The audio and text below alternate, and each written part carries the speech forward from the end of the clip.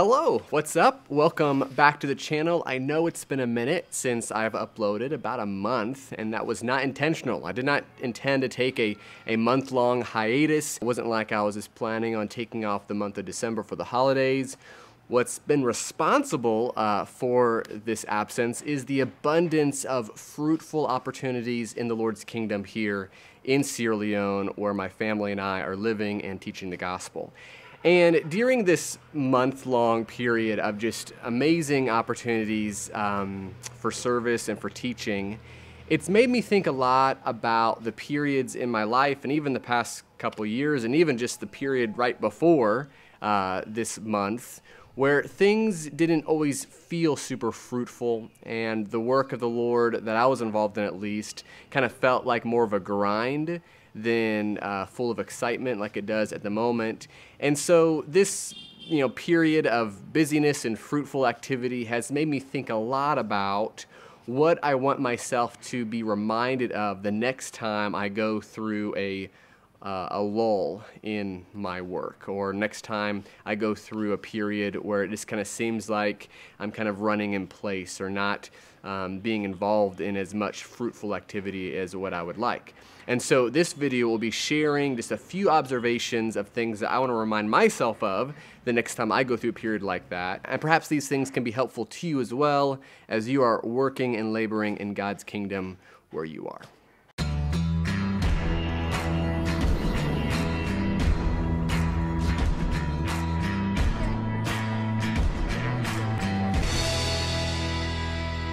First off, my name is Dan, and this is my channel, Mindful Missionary. I live in the West African country of Sierra Leone with my wife and two young toddler girls, Eden and Epaphra.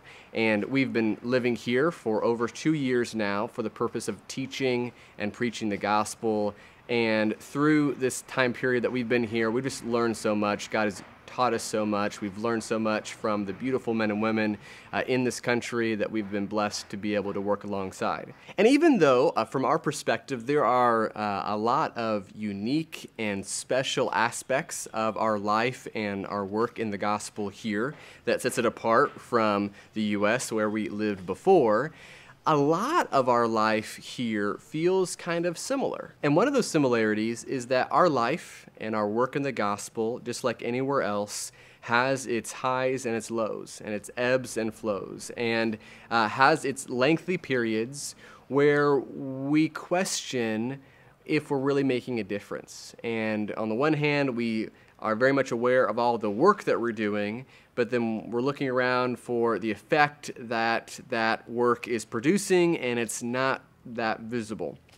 And we kind of feel like we're beating our heads up against the wall, and the work of the gospel, instead of being this, exciting, just thrilling activity, it kind of feels like a grind, like a slog, like I'm just kind of fighting through each day and each week, trying to get results from things. And these periods of a grind are a little bit different here than what they were in the U.S. I think in the U.S. sometimes these periods of slowness kind of felt like I didn't have very many opportunities. Here, I always have so many opportunities, but there are periods of time, lengthy periods of time, where the opportunities that I'm involved in don't seem to be bearing much fruit. And those periods can result in a lot of insecurity about what are we doing here? Are we really making a difference? Is it really worth us living in a place so far from our family and loved ones, especially around the holidays? We miss, our families during this time period. We know that they miss us. We know a lot of people are counting on us and they're praying for us, and we like to tell them about all these things that we're doing that is causing these remarkable changes, but sometimes we can't because we don't know about those sorts of things that are happening. And so these can cause insecurities, these periods can cause discouragement, and so I've been thinking a lot about how to protect myself from that discouragement, and I've come up with 4 different things that I want to remind myself of whenever I find myself in those kind of valleys. And I thought maybe this would be a good platform to share what those observations are for myself, because After all, we're all more or less the same, and perhaps they could be a blessing to you as you may find yourself currently or will in the future find yourself in a similar position. All right, the first thing that I really need to do is I just need to check myself. Whenever I'm feeling like I'm not involved in fruitful kingdom work and that there's not a bunch of results happening around me, I probably need to look inside myself and to evaluate myself to see if there's any laziness, any distraction, or if I'm just applying myself towards ineffective activities, meaning I'm giving like grade A effort for things that really don't deserve that sort of thing. If I'm kind of using tactics or applying myself to things that are really not the most valuable uses of my time and energy. Paul exhorted Timothy in 1 Timothy 4 verse 16 to pay close attention to himself and his teaching, and that would result both salvation for himself and those he is teaching. And so that needs to be, I think, probably a first response that I have. If I feel like I'm not being effective in the work, I probably need to be looking at myself. And we probably need help evaluating ourselves in that area. It takes a lot of self-honesty and self-evaluation in order to come up with accurate answers to those questions.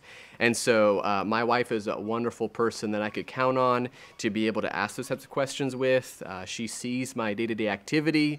If I'm sleeping in or if I'm not really being as diligent in the work, I can count on her to give me honest answers. Also Sean, my brother and colleague here, he's also a great person as well as a lot of the local brethren. But being able to ask them regarding those areas and those evaluations to assist in that is really a great first step. However, if those evaluations come back more or less clean, that I am hardworking, no, I'm not distracted, I'm applying myself to the right things, then there are still three other things that I'd like to remind myself to prevent myself from developing a toxic and negative attitude towards those lulls in the work. The next reminder is that it's my job to work, it's my job to plant and to water, but the increase and the fruit that can be produced from my work is not my job. 1 Corinthians chapter 3 in verses 6 through 7, the Apostle Paul writes that I planted, Apollos watered, but God gives the increase. It's not my job to be so concerned about the fruit and the results and the increase. That's God's job. So if I'm faithfully planting, faithfully watering, and fruit is not being produced within the timetable that I think it should, I need to learn to find contentment within that period, within that environment, and in that scenario. That I am waiting for the Lord because that is the Lord's job. He has commissioned me to be a planter and a waterer, and that requires patience for when, if ever, I'll see fruit and results from that activity. It's so natural for me to want to be involved and to be engaged in the part of God's work that the fruit is most visible, that the effects are most realized. That's the most exciting aspect. However, if I don't make myself available to God to work in His kingdom during those periods of less produce and less fruit and less, visible results, then a lot of times I will not be there for when the effects actually do come. An example of that I think about living here in Sierra Leone is that there are oftentimes going to be months or a period of a few months at a time or even a few weeks where things really happen. There's these huge, amazing opportunities for teaching and for growth and for maturity. And if I do not commit myself to be present during the periods where there's kind of a lack of fruitful opportunities, then I will not be present for when those larger, more exciting, more vibrant opportunities are present. And so in some ways, me being present during the slow times, that is ensuring that when the Lord grants an opportunity that is more fruitful, that I'll be ready, all right? However, if I was just kind of picking and choosing, saying, I'm going to wait until there's a big opportunity to arrive or to be there or to be present, then a lot of times that time will never come. It's kind of like fishing, The least exciting part of fishing is waiting in the boat with your line in the water with nothing happening. And so someone could be so impatient with that situation that they're saying, well, I'm not going to, sit on the boat and put my line in the water till I get a bite. Well, that's backwards. You're never going to get a bite until you put your line in the water. So similarly, we have to be content. We have to be okay with sitting in a boat for a while and just waiting for the Lord to provide the bite, waiting for the Lord to send an opportunity, to send a person, to send a soul who's eagerly searching. And when that happens, we'll be more thankful for it and we'll be ready. Reminder number 3 is that comparison is toxic. Comparison is negative and leads to so much discouragement. And this is certainly true when it comes to the mission field. It's so unfortunately natural for me to observe my own environment and the work I'm doing and the produce and the results and the fruit that's being born of the work of the Lord here, and to compare that with what I see or read or hear of happening in other parts of the world. And for me to question, why isn't what's happening over there happening over here? And to question my own self and say, oh, it's because I'm not doing enough, or because I'm not good enough, or because I'm not, and all that could lead to discouragement, to insecurity, to frustration towards myself and even towards my brethren. Now, I also probably need to remind myself that no matter how grand something seems to be in a 2-page report or in a 3-minute video that I read online or see online, chances are that place is very similar to where I am. I know I feel that way. Sometimes people perceive the work that we're doing here in Sierra Leone as being some sort of mountain-moving expedition, when really it's just a grind just like anywhere else. And we have encouraging aspects of the work and discouraging, and we have people who are doing really well and people who are not doing quite as well. And so really the reality is that sometimes we build things up and situations up to be greater than what they really are, and then compare our own realistic situation to them, and that causes some discouragement. This, comparison and competition was something that unfortunately has been present in the lives of disciples since the very beginning. Jesus' followers, the 12 apostles, countless times had discussions and arguments amongst themselves that revolved around competition and comparison and who is greater and who is doing a better job. And this is just something that at every time where that's present, you can just see Jesus, cringing and rebuking that kind of mentality. And so that mentality cannot be tolerated in my heart and in my mind. And it's something that I just pray to God to give me the joy and the contentment to be able to rejoice when I see wonderful things happening in other corners of God's kingdom, even if those same things are not happening here. All right, reminder number 4, I call this the Nehemiah mentality. And there's a phrase written throughout the book of Nehemiah that Nehemiah states again and again and again that I feel expresses his mentality when people let him down, or he feels the pressure of people's opinions or the pressure of people's dislike or hatred. And this statement is, remember me, O my God, for good. Remember me, O my God, for good. And this is a prayer that Nehemiah would pray again and again throughout the book of Nehemiah. And this prayer expresses the heart and mentality of this man, that what was most important to Nehemiah was being pleasing before God. And the occasions where it is most important for me to possess this heart and mentality of Nehemiah is during times when I can perceive an expectation of my brethren to produce. Now, I want to make this super clear that those that support us are wonderful. I could not ask for more encouraging and more faithful supporters and encouragers from those that send us funds in order for us to live and to preach the gospel here.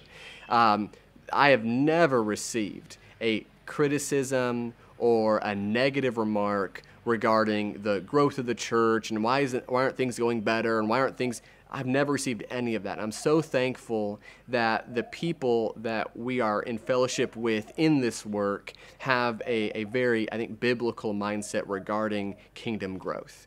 However, in spite of that, I can sometimes still feel pressure of, look at all these brethren that are praying for us, that are supporting us financially, and just wanting to have something to show for that, wanting to have something to say, look, this is what we're doing, this is what it's resulting in, isn't this, worthwhile? And during those periods of our life here and of our work here, where there's not as much to point at to see, this is growing, that can cause, again, more insecurity and frustration and discouragement because of that pressure. And so I need to remind myself that as long as I'm being faithful to God, and that is the person, that is the being that I need to seek approval from, that I need to say this prayer of Nehemiah, remember me, oh my God, for good. I think about the example of Jesus. Jesus walked on this earth for 33-ish years. However, the last 3 years are what we know most about. We know he performed numerous miracles. He preached these famous sermons. He accomplished all of these amazing things in these last 3 years, but he was just as pleasing to God during the first 30 years as he was the last 3, because he was doing the same thing throughout them all, because he was just doing what God wanted him to do. He was just being faithful in what God had called him to do. And for the first 30 years, God didn't require or want him to be going on these preaching trips throughout the country and performing miracles and casting out demons. Instead, God wanted him to demonstrate obedience and faithfulness while living in Nazareth, working as a carpenter and being faithful in the day-to-day tasks that he was involved with. Now, I'm sure he was doing more than just that, but the point is, he was faithful even during the times where his activity seemed to be less, because that's just what God called him to do during that period of time. And so, to me, during these periods where I don't feel as productive, or I don't feel like there's as much to show for the work that I'm doing, I am just as pleasing to God during those seasons as is the seasons where, dozens or hundreds are being converted, or there are big changes happening, or big transformative events taking place. As long as I'm following God's instructions, I'm following his lead, he looks down upon me with just as big of a smile, because I'm just doing what he's wanting me to do. And I need to remember that I need to be faithful to God, and he's the one that I need to be focused upon, and not allow external pressures or perceived pressures really cause discouragement or toxicity in my own mentality. All right, that's all I got for today. Thanks for listening. Thanks for your patience between these uploads. I'm going to try to do a little bit better, but who knows? Maybe because of so much going on here, I might have to upload a little bit less frequently going forward. But either way, I'll be eager to update you guys on what's happening here and sharing some of our thoughts and observations and some of the things that we're learning along the way. Thanks again, and I'll catch you in the next video.